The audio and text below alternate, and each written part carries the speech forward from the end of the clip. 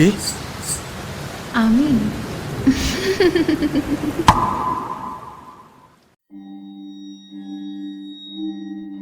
নমস্কার, আমি শৌলিনা। গত সপ্তাহে প্রকাশিত হয়েছে কাগজ কলম অডিও সিরিজের বিশেষ নিবেদন অভিজিৎ হালদারের লেখা অরণ্যের আধারের দ্বিতীয় পর্ব। যারা শুনতে পারেননি তারা ডেসক্রিপশন বক্সের লিঙ্কে চলে যান। আজ আপনাদের জন্য অরণ্যের আধারের তৃতীয় পর্ব। প্রধান চরিত্রে গল্পের কথক, ইন্সপেক্টর, সাব ইন্সপেক্টর, ওঝা, চামেলি এবং ওঝার বাবা। শুরু হচ্ছে অরণ্যের আধারের তৃতীয় পর্ব।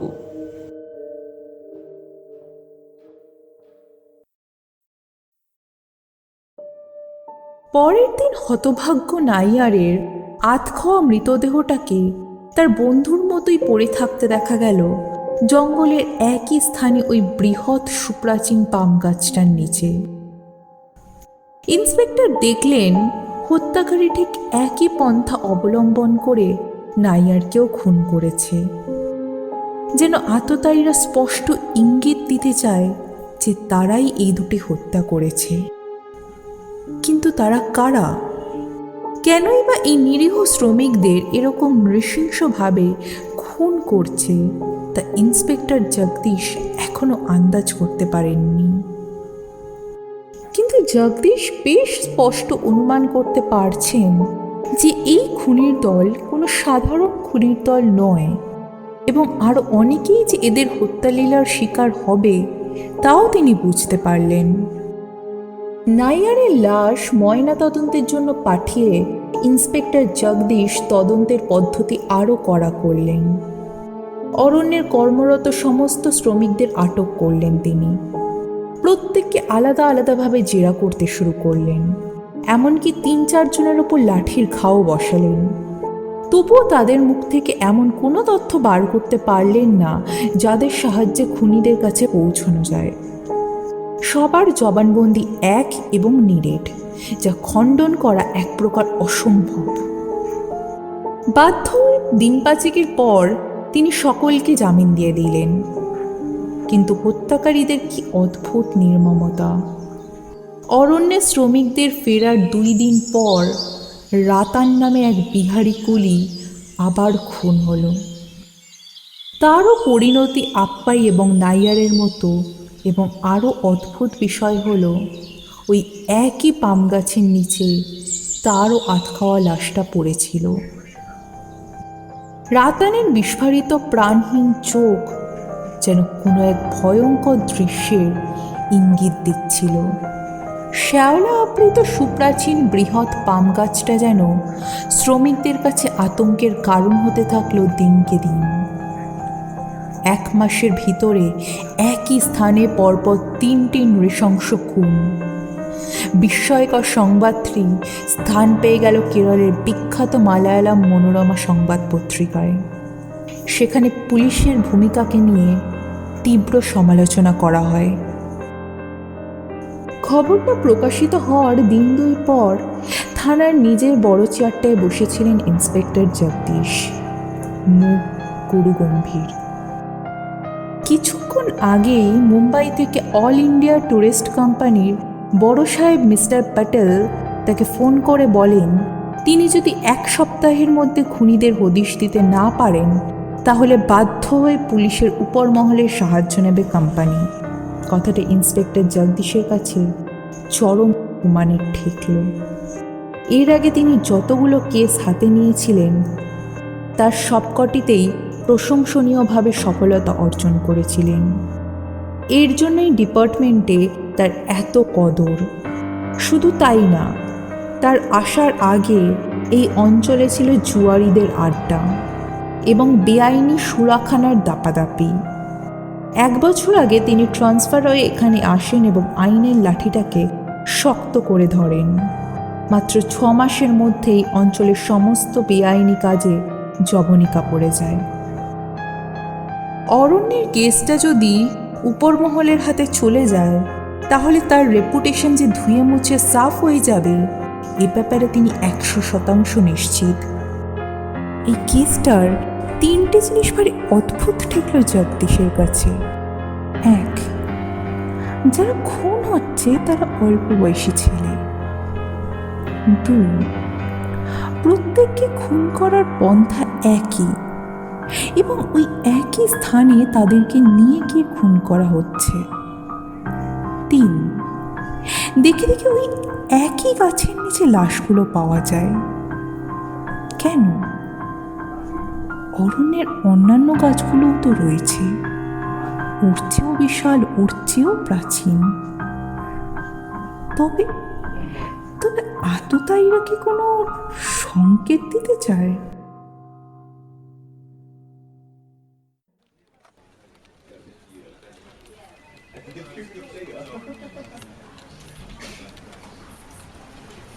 স্যার, সাব ইন্সপেক্টরের কণ্ঠস্বর। ভাবনায় ছেদ পড়ল ইন্সপেক্টর জগদীশের। সাব ইন্সপেক্টর একটি যুবতী এবং তার পাশে দাঁড়িয়ে থাকা এক বৃদ্ধকে দেখিয়ে বললেন, ওনারা পচ্চাগ্রাম থেকে এসছেন ওই খুনগুলোর ব্যাপারে কথা বলতে।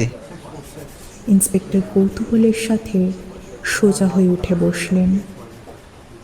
এই প্রথম গ্রাম থেকে কোনো মানুষ এসেছেন কেসটার ব্যাপারে কথা বলতে। তিনি যেন এই প্রথম আসার ক্ষীণ আলোর রেখা দেখতে পেলেন। আগন্তুকদের বসতে বলে তিনি তাদের দিকে কৌতূহলের দৃষ্টিতে চেয়ে রইলেন।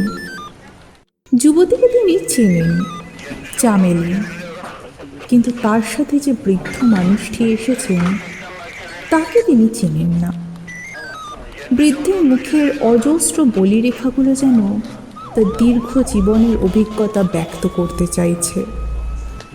শিরাবহুল হাতে মোটা মোটা বেঁটে বেঁটে আঙুল দেখলে বোঝা যায় একটা সময় ইনি বেশ কর্মঠ ছিলেন। পোশাক আশাক দেখেই তো ওঝা বলে মনে হচ্ছে। চামেলি বৃদ্ধের পরিচয় দিলে ইন্সপেক্টর জানতে পারলেন যে উনি চামেলির পিতামহ। বাবার মৃত্যুর পর চামেলি এনার কাছেই মানুষ হয়। গ্রামে ওঝা হিসেবে বেশ সুনাম তার। বলুন কিভাবে সাহায্য করতে পারি?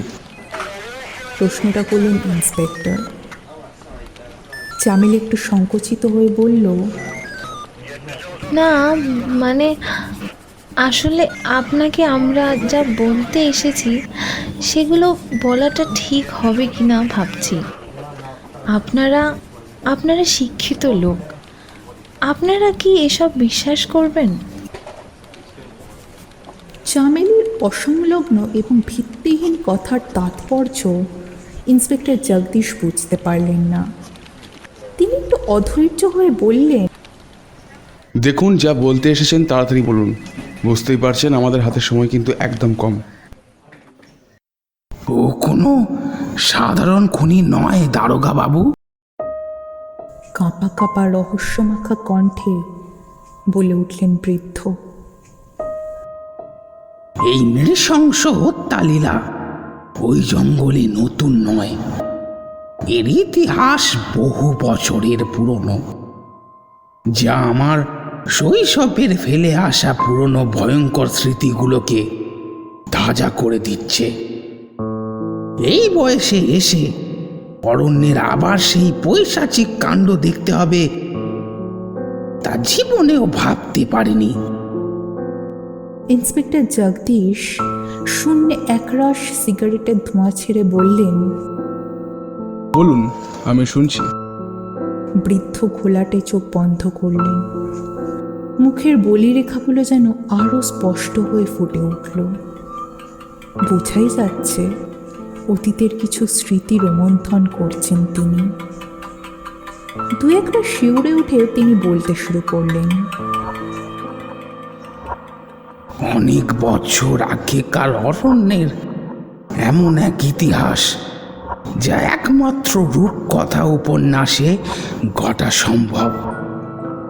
আমি যে সময়কার কথা বলছি সে সময় ভারত বন্দি সিংহের মতো ব্রিটিশদের হাতে পরাধীন ছিল। সারা দেশ জুড়ে দাপিয়ে বেড়াচ্ছে লালমুখো সাহেবেরা। ইস্ট ইন্ডিয়া কোম্পানির গোড়া সৈনিকদের অত্যাচারে সবার প্রাণ তখন ওষ্ঠাগত।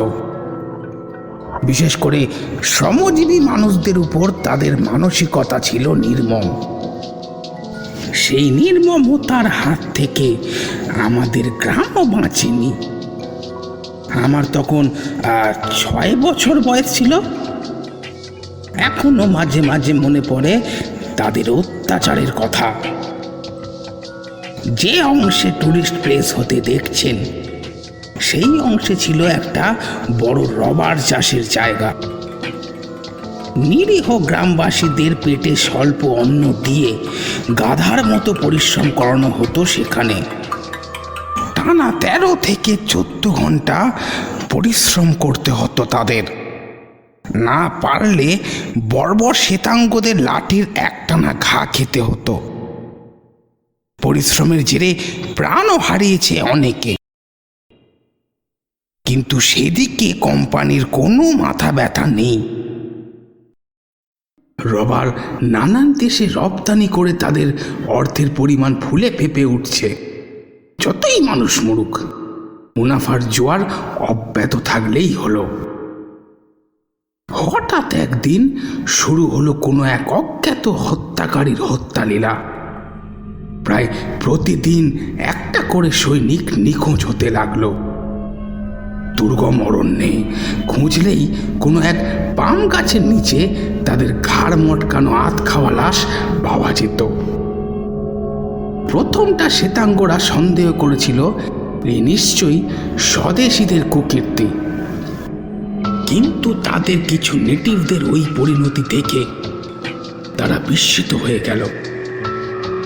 বিলেত থেকে বড় বড় গোয়েন্দা আনা হলো খুনিদের ধরার জন্য। কিন্তু খুনিদের তো ধরা গেল না, উল্টে সেসব গোয়েন্দারাই বেঘোরে প্রাণ হারালো ওই অজ্ঞাত খুনির হাতে। আমার দাদু ছিলেন প্রদেশ বিখ্যাত ওঝা।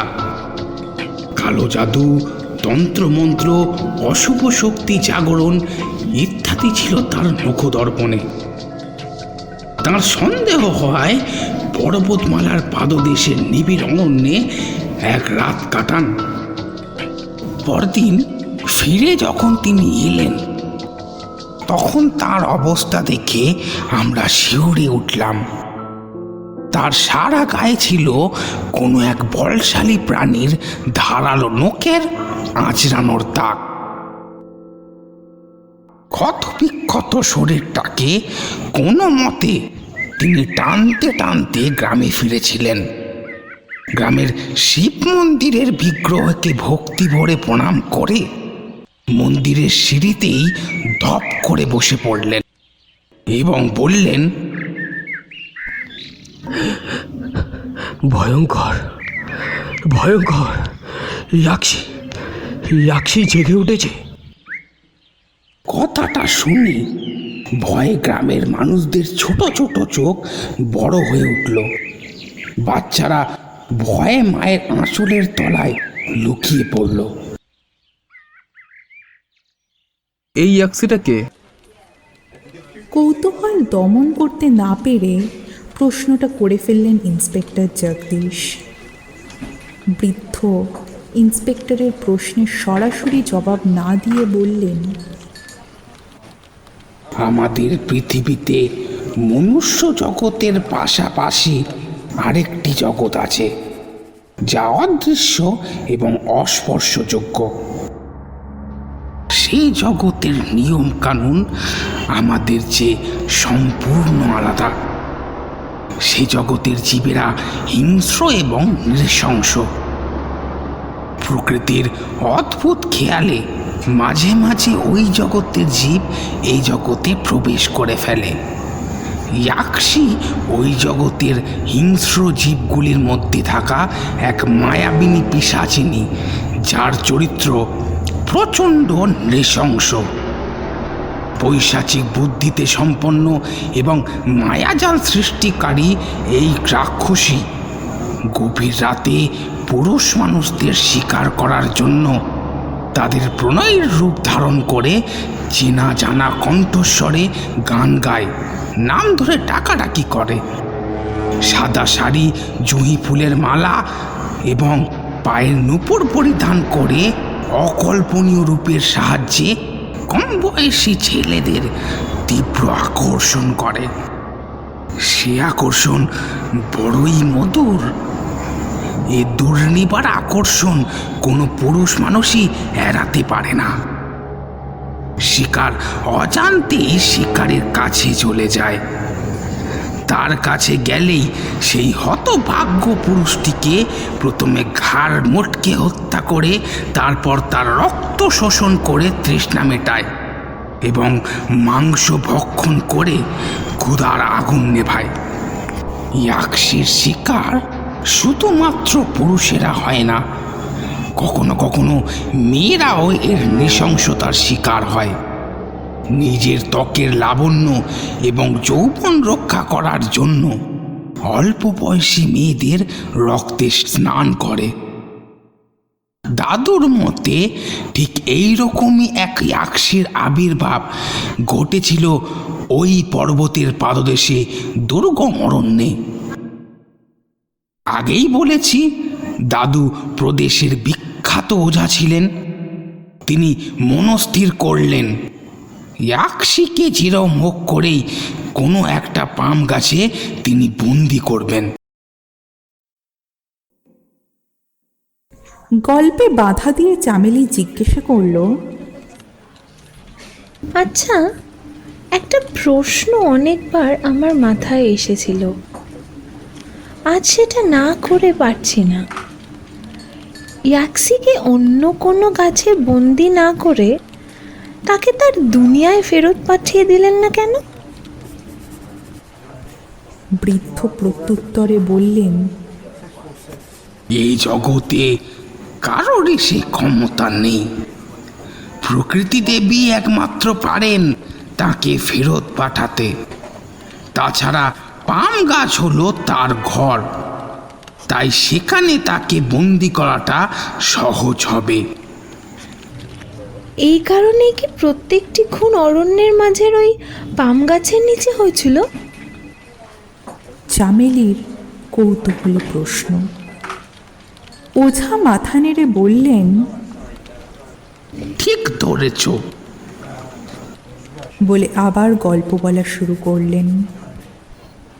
যে গাছে ইয়াকশিকে বন্দি করা হয় সে গাছের নিচে একটা বিরাট যজ্ঞ করতে হয়। সারা রাত চলে সেই যজ্ঞ। একাধিক প্রাণীর বলি দেওয়া কাটা মুন্ডু সেই যজ্ঞের আহুতি। এখনো মনে আছে, রবার চাষের জায়গাতেই একটা উপযুক্ত পাম গাছ বেছে নিয়ে তার নিচে সারা রাত চলে যজ্ঞ এবং বলি। ভোর রাতে যখন শেষ বলি হলো তখন আমরা সবাই বুঝতে পারছিলাম কি একটা অদ্ভুত অশুভ শক্তি গাছের কাণ্ডে মিলিয়ে গেল। আর মিলিয়ে যেতেই গাছের একটা বড় ডাল মরমর করে ভেঙে পড়ল। যজ্ঞের আগুনে রক্ত ঢেলে দাদু পুলকিত হয়ে বললেন, ব্যাস, আর কোনো ভয় নেই। পিশাচিনী এখন বন্দি হয়েছে। পরের দিন থেকে জঙ্গলে আর কোনো উপদ্রব নেই। সুন্দর শ্যামল লতা পাতা সজ্জিত বন যেন অভিশাপ মুক্ত হলো। অরণ্যের অশুভ ভাবটাও যেন কেটে গেল। তারপর কেটে গেল 49টি বছর। দেশ স্বাধীন হলো। দাদু, বাবা, মা সেই সময়কার গ্রামের সবাই কালের চক্করে হারিয়ে গেলেন। আমি একমাত্র অকালপক্ষের মতো টিকে রইলাম। সেদিন চামেলির মুখেই শুনলাম অরণ্যের পূর্ব কোণের জঙ্গল কাটা হচ্ছে। ওর মুখে বর্ণনা শুনে মনে পড়ে গেল সেই 49 বছর আগেকার কথা। ওখানেই তো রবার চাষ হতো, আর ওখানকারই তো এক পাম গাছে বন্দি করে রাখা হয়েছিল সেই ভয়ঙ্কর রাক্ষসীটাকে। মনে কুটাক ডাকলো। চামেলির সাথে গেলাম সেখানে। গিয়ে স্তম্ভিত হয়ে দেখলাম গাছটাকে কাটার তোড়জোড় চলছে। বিচলিত হয়ে পড়লাম, ওদেরকে মানা করলাম। বেশিরভাগ শ্রমিক কম বয়সী ছোকরা মানুষ, রক্ত গরম তাদের, তার উপর জীবনের অভিজ্ঞতাও ওদের অনেক কম। আমার কথা বিন্দু মাত্র বিশ্বাস না করে আমাকে অপমান করে তাড়িয়ে দিল। এখন এর পরিণতি আপনি তো দেখতেই পাচ্ছেন দ্বারকা বাবু।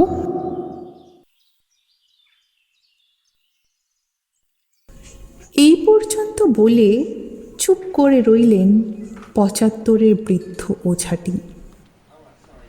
কিছুক্ষণ মৌনতা অবলম্বনের পর ঠোঁট নেড়ে বললেন, ওদের ওখান থেকে সরে পড়তে বলুন, তা না হলে সবাই বেঘরে প্রাণ হারাবে। এতক্ষণ ধরে দুই হাতের মুঠোর ওপর থুতনি চেপে চোখ বন্ধ করে বৃদ্ধের কথাগুলি মন দিয়ে শুনছিলেন ইন্সপেক্টর জগদীশ। তিনি অত্যন্ত আধুনিক মানসিকতার লোক।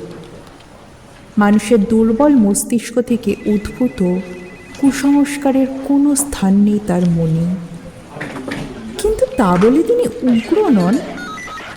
ভূত প্রেত এসব উদ্ভট খেয়াল না মানলেও তিনি কিংবদন্তি অথবা ওই শ্রেণীর রূপকথা শুনতে বা পড়তে ভালোবাসেন। তাই হয়তো তিনি বৃদ্ধের মুখ থেকে এ অঞ্চলের রূপকথা শুনেও ইয়াক্সের অস্তিত্বের সম্পর্কে কোনো মন্তব্য প্রকাশ করলেন না। বৃদ্ধের গাঁজাখুরি গল্পের বিরুদ্ধে কোনো প্রতিবাদও করলেন না। কিছুক্ষণ মৌন থাকার পর তিনি শুধু তার ঠোঁটের কোণে ফুটিয়ে তুললেন তাচ্ছিল্যের হাসি, যেন জঙ্গলে বাঘ খুঁজতে গিয়ে খরগোশ খুঁজে ফিরলেন। আগন্তুক ওই গ্রামবাসীর ওপর তিনি বোধহয় একটু বেশি আশা করে ফেলেছিলেন। বৃদ্ধের অভিজ্ঞ চোখ ধরে ফেলেছিল জগদীশের মনের কথা। তিনি বললেন, এ কাহিনীর এক বর্ণ বিশ্বাস হলো না আপনার, তাই না? না, আজ বরং ওই জঙ্গলেই রাত কাটাবো বলে স্থির করেছি। জগদীশের শটান উত্তর শুনে চামেলি চমকে উঠল। বলে কি এই লোকটা এই বয়সেই প্রাণ হারাবে?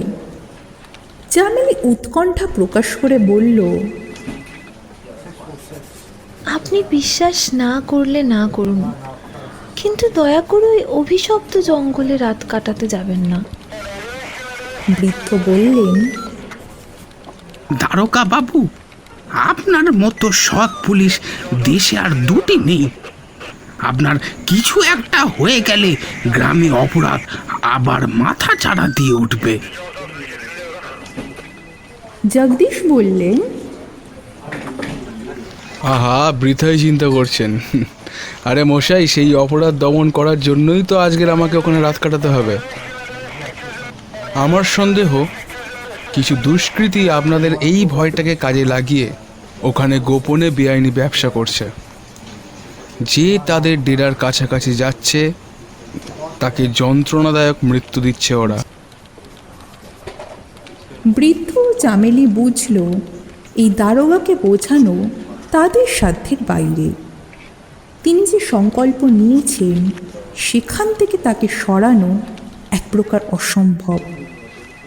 বৃদ্ধ জগদীশের দিকে উদাসীন চাহনিতে তাকিয়ে টেবিলে একটি অতি প্রাচীন তামার কবজ রেখে বললেন, আপনি যখন যেতেই চাইছেন তখন যান, কিন্তু আমার একটা অনুরোধ দ্বারকা বাবু, এই কবচটাকে হাতে বেঁধে নিন। এটা আপনার সাথে থাকলে ইয়াক্সি আপনার কাছে আসলেও আপনাকে প্রাণে মারতে পারবে না।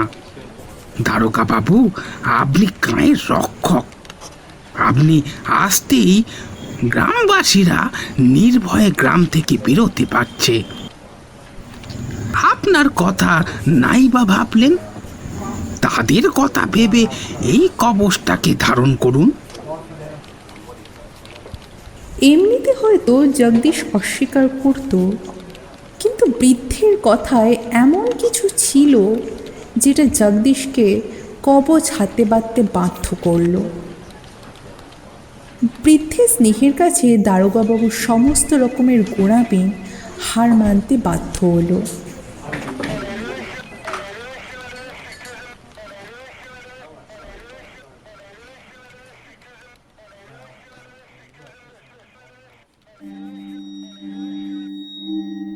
শুনলেন অরণ্যের আধারে, গল্প পাঠে ও পরিচালনায় সমাদৃতা, ইন্সপেক্টরের ও ওঝার চরিত্রে অনিকেন্দ্র, সাব ইন্সপেক্টরের চরিত্রে জহর, চামেলির চরিত্রে চৈতি এবং ওঝার বাবার চরিত্রে মৃগাঙ্ক।